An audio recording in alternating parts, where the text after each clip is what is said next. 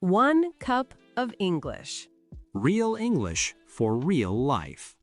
Hi, I'm Sophia. And I'm Jason. Welcome back.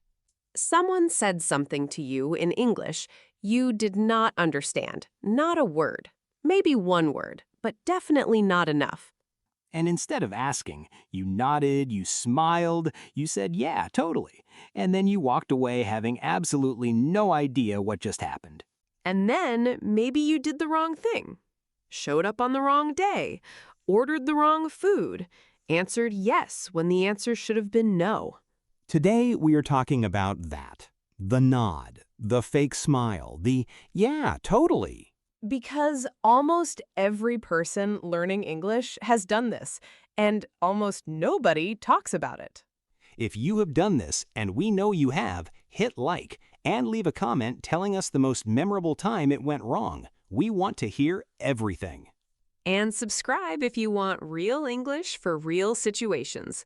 We are here every week. Let's be honest about why this happens. Because asking someone to repeat themselves feels embarrassing, especially when they already repeated it once. And then they repeated it again. Slower this time. Louder, like maybe the volume was the problem. And you still did not understand. So you just gave up and nodded, because nodding felt safer than admitting you were lost. And there is something else. When you do not understand, it can feel like your fault, like you should know this, like everyone else in the room is fine and you are the only one struggling. But here is the truth. Understanding fast, natural, spoken English is genuinely hard, even for advanced learners, even for people who have studied for years. People speak fast. They use slang. They drop letters. They finish each other's sentences. They assume context you do not have yet. Not understanding is not a failure. It is just a moment, and every moment has a way out. Can I tell you something uncomfortable? Go ahead. When you pretend to understand, most of the time the other person knows. They see the half-second delay, the smile that does not quite reach your eyes, the yeah that comes just a little too fast. And now two things are happening. You do not understand what they said, and they feel like they cannot really talk to you. So the connection never really happens.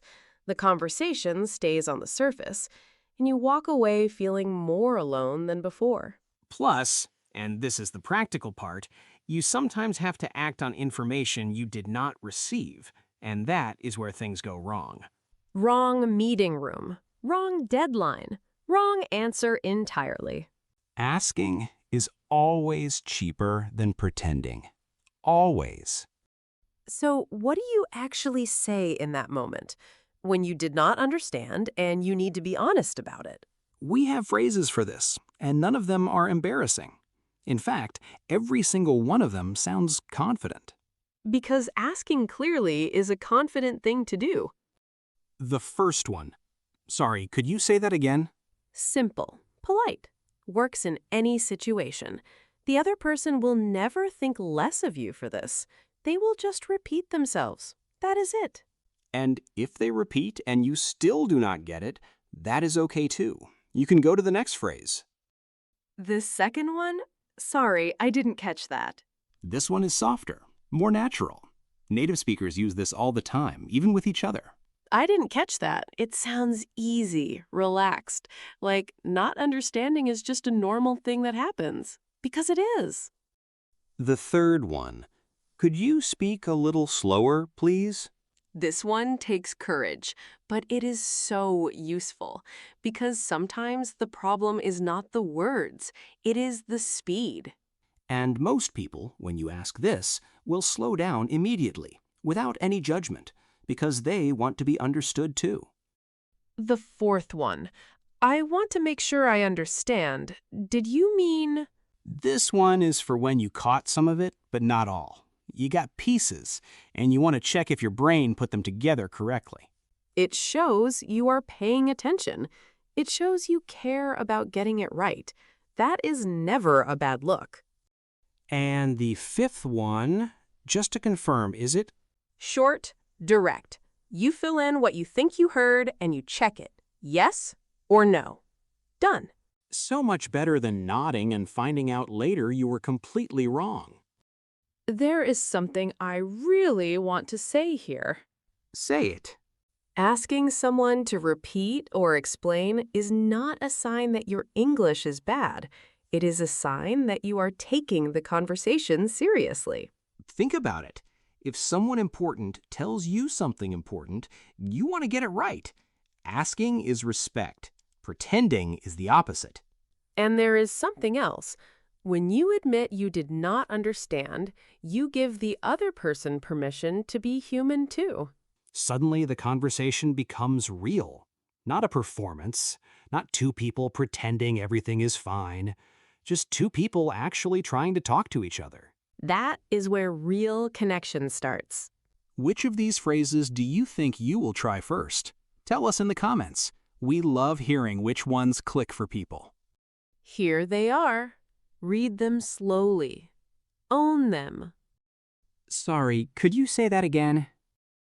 Sorry, I didn't catch that. Could you speak a little slower, please? I want to make sure I understand. Did you mean Just to confirm, is it 5 phrases? All honest, all natural, all better than a fake nod and a yeah, totally. use any one of these and you are already doing something most people are afraid to do? Our question for this episode. Tell us in the comments, what is the most awkward thing that happened because you pretended to understand? No judgment, just honesty. We are all in this together. And if this episode felt a little too real, hit like. It helps other people who need this find us. Subscribe for a new episode every week. And share this with someone who nods and smiles a little too often. They know who they are. You are allowed to say, I didn't understand. That is not weakness. That is how real conversations work. Until next time. Take care of yourself.